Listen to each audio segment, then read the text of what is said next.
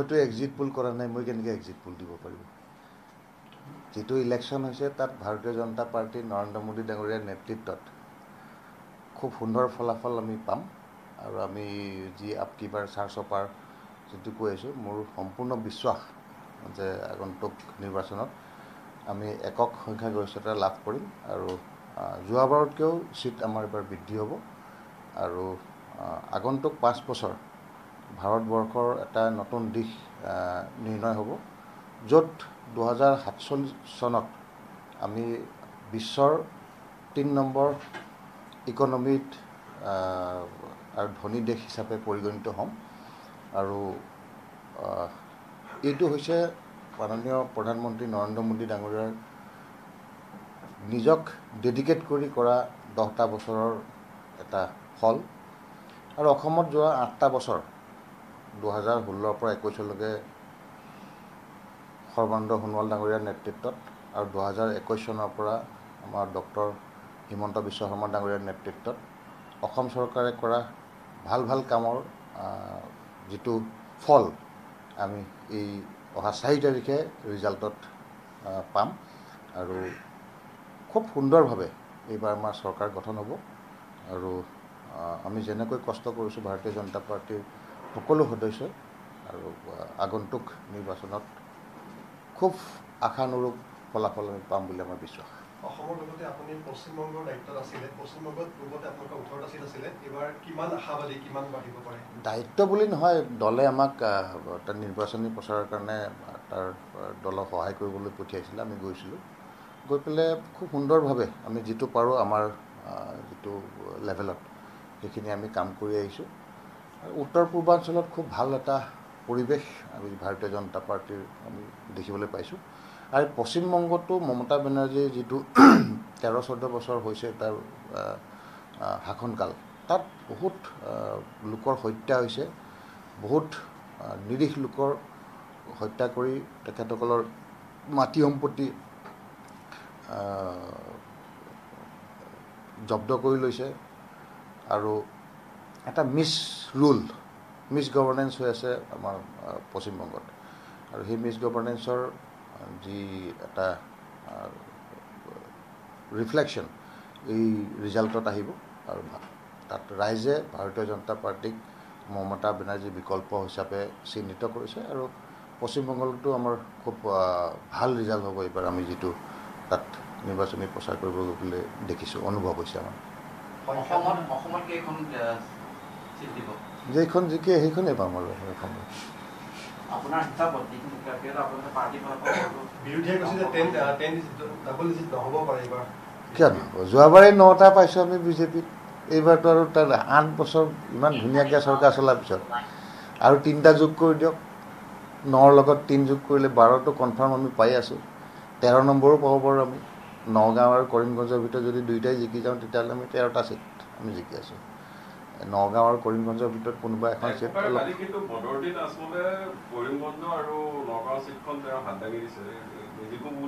নিজিকেতো BJP জিকিব তেতিয়াহ'লে। সেইকাৰণে নগাঁও কৰিমগঞ্জতে যদি AIDF হাত দাঙিলে তেতিয়াহ'লে আমি হাতটো তল কৰি লৈছোঁ, আমি জিকিম তেতিয়াহ'লে। কাৰণ নগাঁও আৰু কৰিমগঞ্জত মাইনৰিটি সম্প্ৰদায়ৰ লোকসকলে খুব প্ৰচুৰ পৰিমাণে এইবাৰ ভাৰতীয় জনতা পাৰ্টীক ভোট দিছে। গতিকে সেই দুটা চিটে এটা ছাৰপ্ৰাইজ ৰিজাল্ট দিব বুলি আমাৰ বিশ্বাস। আমি এতিয়াও আশাবাদী যে কৰিমগঞ্জ আৰু নগাঁও দুয়োখন লোকসভা সমষ্টি আমি জিকিম। ধুবুৰীটোত আমি আগৰ পৰাই কৈ আছোঁ, প্ৰথমৰ পৰাই, যে তাৰ যিটো ডেম'গ্ৰাফিক পেটাৰ্ণ বা ভোটৰ পেটাৰ্ণ সেইটো আমাক শ্বুট নকৰে। মাইনৰিটি সম্প্ৰদায়ৰ লোকসকল ভোট আমাক এইবাৰ বহুখিনি দিছে, 22% বা 25% ভোট দিছে, কিন্তু সেইটো ছাফিচিয়েণ্ট নহয় এটা লোকসভাৰ চিট জিকাত। কাকো এৰি নাই, যোনে জিকে তাকে এৰি দিম আৰু। আমাৰতো বিজেপি কেণ্ডিডেট নাই, অসম গণ পৰিষদ আমাৰ মিত্ৰ দলে কৰিছে। গতিকে আমাৰ এতিয়া এইটো অগপকহে সুধিব লাগিব, এইটো এৰি দিছে নাই, এইটো ধৰি ৰাখিছে।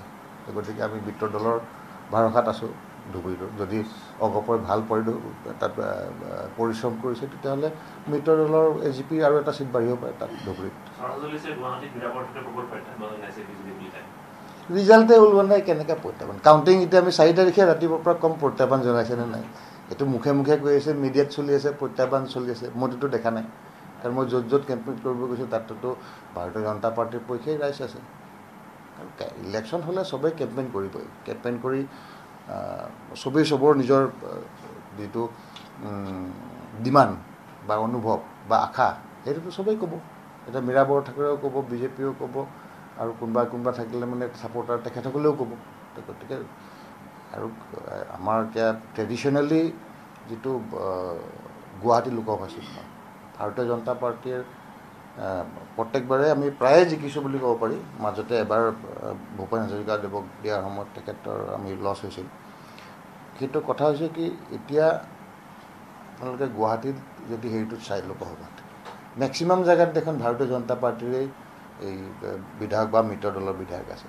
আৰু তেনে ক্ষেত্ৰত যিটো প্ৰত্যাহ্বান বহুত জনাইছে বুলি ক'লে এইটোতো মোৰ বিশ্বাস নহয়। কাৰণ কেলৈ ক'লে আমাৰ পূব গুৱাহাটী, পশ্চিম গুৱাহাটী, তাৰপিছতে আমাৰ এইটো জালুকবাৰী, এই গোটেই MLA আমাৰ এই দেখোন মুখ্যমন্ত্ৰী ডাঙৰীয়া নিজৰ সমষ্টি। তাত সেইটো জেগাত আকৌ মুখ্যমন্ত্ৰীক যদি মীৰা বৰঠাকুৰ ডাঙৰীয়া দিয়ে প্ৰত্যাহ্বান জনাব পাৰিছে, তেতিয়াহ'লেতো তেওঁ মীৰা বৰঠাকুৰ মুখ্যমন্ত্ৰীৰ ওপৰত লিডাৰ হ'ব লাগিব। তেনেহ'লে কেনেকৈ প্ৰত্যাহ্বান? ওপৰে ওপৰে চৰ্চা হ'বই লাগিব। মুখ্যমন্ত্ৰী ডাঙৰীয়া নিজৰ সমষ্টি, তাত ইটো সমষ্টিত আৰু মীৰা বৰঠাকুৰে প্ৰত্যাহ্বান জনাব পৰা কিবা কেপাচিটি আছে নেকি? মই নাভাবোঁ, মোৰ বিশ্বাস নহয়।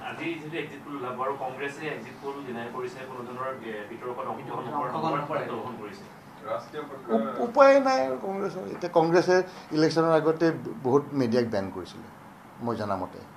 এতিয়া মিডিয়া বিৰোধী কংগ্ৰেছ দলে এতিয়া সিহঁতে কেনেকুৱা এক্সিট পোলত থাকিব পাৰিব? কাৰণ তেখেতসকলৰ কনফিডেঞ্চ নাই, এটাকে বদনাম কৰিছে। মিডিয়াই বিজেপিৰ হৈ কৰিছিল।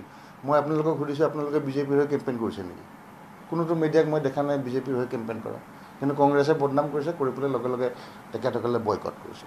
তেনেকুৱা ধৰণৰ এতিয়া মিডিয়াৰ হৈছে যিটো আমি যিমান মিডিয়া আমাৰ বিজেপিৰ এগেইনষ্টতো বহুতখিনি কথা কয় বা বহুত প্ৰচাৰ চলে, তথাপিতো আমি কোনো মিডিয়াক বেন কৰা বা তেনেকুৱা হেৰি কৰা নাই। ইমান সুন্দৰভাৱে চবে এইটো মিডিয়াৰ দায়িত্ব পালন কৰিছে।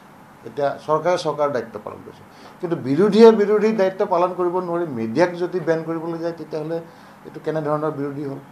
গতিকে নিশ্চয়কৈ তেখেতসকলৰ সেইটো সাহস নাই, যাতে গম পাইছে ইণ্টাৰনেল ছাৰ্ভেত যে শোচনীয় পৰাজয় হ'ব, সেইটো কাৰণে তেখেতসকলে এক্সিট পোলত অংশগ্ৰহণ নকৰে বুলি কৈছে। গতিকে এইটো এটা বৰ অশোভনীয় এটা পৰিৱেশ সৃষ্টি কৰিছে তেখেতসকলে। কাৰণ মিডিয়াৰ বিৰুদ্ধে যুদ্ধ কৰি পেলাই এইটোতো একো লাভ নাই। মিডিয়াৰ কি দুখ? মিডিয়াই নিউজ পালে বজাব, বিজেপিৰ নেতাৰো নিউজ বেয়াকৈও বজায়, ভালকৈও বজায়, কংগ্ৰেছৰো নিউজ বেয়াকৈও বজায়, ভালকৈ বজায়। মিডিয়াৰ কথা হৈছে নিৰপেক্ষতা তেখেতসকলে পালন কৰে। নিৰপেক্ষতা পালন কৰি পেলাই নিউজ বুজোৱাত তাৰ আপত্তি কি আছে? যিহেতু অসমৰ বৰ্তমান পৰিস্থিতি ভয়ানক, যে বানপীড়িত সমস্যাই জৰ্জৰিত কৰিছে, কি পদক্ষেপ বা চৰকাৰ কেনেকুৱা? এতিয়া কথাটো চাওক, মই ৱাটাৰ ৰিচোৰ্চ মিনিষ্টাৰ নহয়। আপুনি ৱাটাৰ ৰিচোৰ্চ মিনিষ্টাৰক গ'লে মানে একদম ডিটেইলখিনি গম পালে হয়।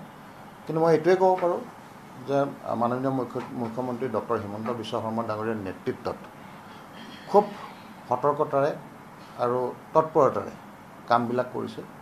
আৰু মাননীয় মন্ত্ৰী পীয়ুষ হাজৰিকা ডাঙৰীয়াই খুব তৎকালীনভাৱে তেখেতে ব্যৱস্থা লৈছে, যিবিলাক মাথাউৰি ছিঙিছে তাক 15 দিনৰ ভিতৰত ৰিষ্ট'ৰ কৰিব পাৰে বুলি।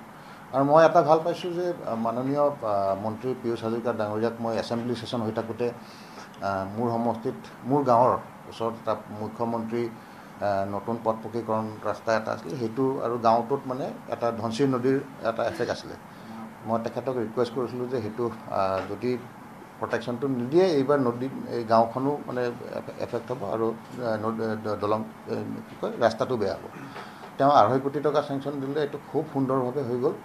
কোড অফ কণ্ডাক্ট লগাৰ আগতে টেণ্ডাৰো হৈ গ'ল, কামো আৰম্ভ হৈ গ'ল। এই 2 দিনমান আগতে মই ফেচবুকত দিছিলোঁ সেইটোত। আৰু গতিকে ইমান তৎপৰতাৰে কাম কৰিছে। যোৱাকালি মন্ত্ৰী পীয়ুষ হাজৰিকা দেৱে মোক ফোন কৰিছে যে মোৰ সমষ্টিত কোন জেগাত খুব ইমিডিয়েট কাম কৰিব লাগিব, তেনেকুৱাকৈ লিষ্টবিলাক বিচাৰিছে। গতিকে প্ৰত্যেকগৰাকীয়ে MLAক যদি ফোন কৰি পেলাই মন্ত্ৰীয়ে সোধে এই বান পৰিস্থিতিত কোনখিনি অঞ্চল এফেক্টেড হৈছে, তাতকৈ আৰু তৎপৰতা মই নাভাবোঁ বেলেগ প্ৰয়োজন আছে। কাৰণ গুৰুত্ব সহকাৰে মন্ত্ৰী ডাঙৰীয়াই লৈছে আৰু আমাৰ খুব ভালকৈ বানপানীখিনিৰ যিটো প্ৰভাৱ পৰিছে তাক টেকেল কৰিব পাৰোঁ। কাৰণ বানপানীটো নতুন বস্তু নহয়, আমি সৰুৰ পৰাই দেখি আহিছোঁ বানপানী হয়, গৰাখহনীয়া হয়, নদীয়ে গতি সলাই লৈ যায়। আজিকালি চৰকাৰবিলাক এক্টিভ হৈছে, পইচা আছে কাম কৰিবলৈ কাৰণে, তেতিয়া ৰাইজ বা বিৰোধী চবেই বদনামটো গভৰ্ণমেণ্টক দিয়ে, মিনিষ্টাৰক দিয়ে। কিন্তু আগৰ দিনততো মই দেখিছোঁ আমাৰ পকা আলি উৰুৱাই লৈ গ'ল, আমি পথাৰে যাবলগীয়া হয়, তেতিয়াতো গভৰ্ণমেণ্টক গালি পাৰিবলৈ নাই, এইটো নদীয়ে নিলে, নেশ্যনেল কেলামিটি, হেৰি বোলে প্ৰাকৃতিক দুৰ্যোগ বুলি আমি ধৰি থৈ দিওঁ। কিন্তু এতিয়া সেই প্ৰাকৃতিক দুৰ্যোগটো, প্ৰাকৃতিকৰ দায়িত্বটো চৰকাৰৰ তাত গৈছে, মানুহে ক্ৰিটিচাইজ কৰিবলৈ কাৰণে হেৰি কৰিছে। তেতিয়া সুন্দৰ পদক্ষেপ, তাৰমানে বুজা যায় যে চৰকাৰখনে কাম কৰিছে বা মন্ত্ৰী তৎপৰতাৰে কাম কৰিছে। ৰাষ্ট্ৰীয় প্ৰেক্ষাপটত দেখা পোৱা গৈছে প্ৰধানমন্ত্ৰী নৰেন্দ্ৰ মোদীয়ে যে ধ্যানটো তাক নাটক আখ্যা দিছে, কেমেৰা লগাই পেলাই তাক কেৱল পাব্লিচিটি কৰা বুলি কৈছে, আৰু ইতিমধ্যে অভিযোগো দাখিল কৰিছে নিৰ্বাচন আয়োগক। এই ক্ষেত্ৰত কি ক'ব? চাওক, এতিয়া অপজিশ্যনৰটো এই ধ্যান ধাৰণা যিটো আধ্যাত্মিকতাৰ এটা দিশটো ভাৰতীয় সংস্কৃতিত হিন্দু সভ্যতাৰ ওপৰত তেখেতসকলৰ বিশ্বাস নাই। কাৰণ ৰাম মন্দিৰ প্ৰাণ প্ৰতিষ্ঠাৰ সময়ত নিমন্ত্ৰণ দিয়াৰ পিছতো তেখেতসকলে যিহেতু নগ'ল, তাৰমানে কি বুজা যায়? ৰাম মন্দিৰ প্ৰাণ প্ৰতিষ্ঠাত তেখেতসকলে বিৰোধিতা কৰিছে, আৰু তেখেতসকলে এতিয়া সেই ধ্যান কৰা, ধ্যানটো হৈছে আমাৰ আধ্যাত্মিক জীৱনত ভাৰতবৰ্ষৰ এটা দৰ্শন, আৰু তাক প্ৰধানমন্ত্ৰী নৰেন্দ্ৰ মোদী ডাঙৰীয়াই গোটেইখিনি কাম কৰি ইলেকশ্যন কেম্পেইন শেষ কৰিলে, তাৰপিছতো ধ্যানত পৰিছে। এই ধ্যানত পৰাৰ পিছতো তেওঁৰ পিছত ইলেকশ্যনৰ কেম্পেইনিঙততো প্ৰধানমন্ত্ৰী ডাঙৰীয়াই গালি পাৰিলেই, আকৌ ধ্যান কৰাটোতো গালি পাৰিব নোৱাৰিলে, তাৰমানে কি বুজা যায়? এইটো নিৰ্বাচন হৈছে এটা ইলেকশ্যন, দলীয় কিছুমান আমাৰ আইডিঅ'লজি লৈ পেলাই ফাইট কৰা হয়, সেইটোত লাগ থাকিব লাগে। এতিয়া অপজিশ্যনে নিৰ্বাচনটো প্ৰধানমন্ত্ৰী নৰেন্দ্ৰ মোদী ডাঙৰীয়াক ব্যক্তিগতভাৱে আক্ৰমণ কৰিছে, এইটোৱেই তাৰ পৰা পৰিলক্ষিত হৈছে। আজিৰ পৰা ৰাজ্যত ক্ষুদ্ৰ চাহ খেতিয়কসকলৰ যি চাহপাত বটলিং প্লাণ্টবিলাকে লোৱা নাই, যথেষ্ট অসুবিধাৰ সন্মুখীন হৈছে, তেওঁলোকে ধৰ্মঘটত নামিম বুলি ইতিমধ্যে জনাইছে। এই বিষয়টোৰ ওপৰত আপুনি কি প্ৰতিক্ৰিয়া কৰিব? সেইটো বিষয়ৰ ওপৰত মন্ত্ৰী ডাঙৰীয়া আছে, মুখ্যমন্ত্ৰী ডাঙৰীয়া আছে, তেখেতসকলে ইয়াৰ ওপৰত ব্যৱস্থা ল'ব। মোৰ দৃঢ় বিশ্বাস যে তেখেতসকলে ইয়াৰ ওপৰত এটা চলিউশ্যন উলিয়াব পাৰিব। চাহ শ্ৰমিকসকলৰ নিশ্চয় সমস্যা হয়, এই বিষয়টো সমাধান কৰিব লাগিব।